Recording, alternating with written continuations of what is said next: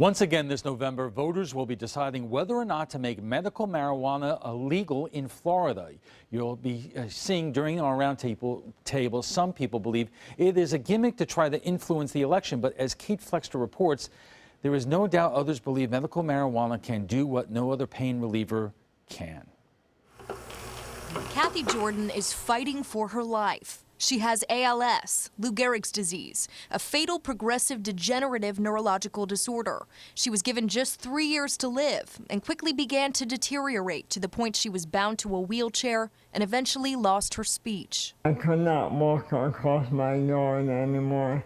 I had to hold someone's arm to walk.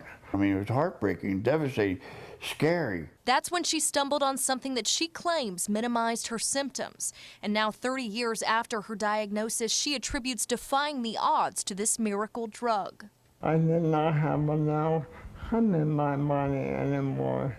But I did not realize it was there until it was gone. You could walk across the yard, we could go out on the boat, we could start doing things again. And I thought, wow, we're on to something here. What they were onto was medical marijuana. And today the couple grows their own plants in the backyard under Florida's medical necessity defense. That's why they were excited when the state opened its first low-THC medical marijuana dispensaries, one of which will be right near the Jordans' home in Bradenton. Neurologist Ronald Ongden is one of just a few doctors in the state that's registered to prescribe medical cannabis to patients. But he's the start of a growing trend.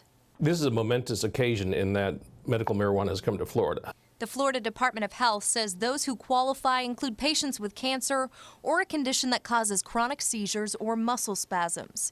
Noticeably absent from the list is Kathy's condition, ALS. And Ongden says the list should be expanded to include other illnesses. You know, this is a learning process, and so I think the gates are going to open in terms of increased uses.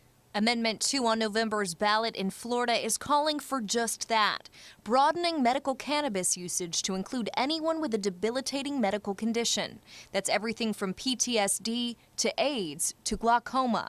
But it's not without opposition. Groups like Drug Free Manatee avidly oppose the initiative. What's coming in November is entirely different. I think it's a whole, and it's filled with loopholes. Opponents call it a scam to legalize pot and claim expanding medical use could be a gateway to recreational use, touting the possibility of having more pot shops in Florida than Walmarts and Walgreens combined. When people start viewing marijuana as a medicine, then the perception of harm goes down, okay?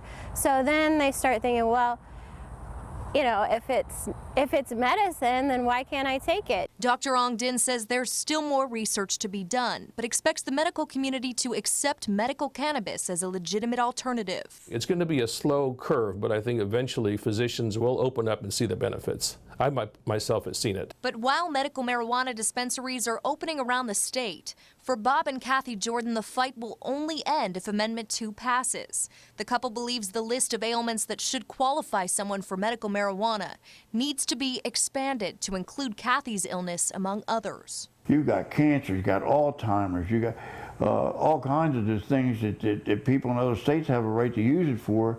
We won't have it here unless Amendment 2 passes.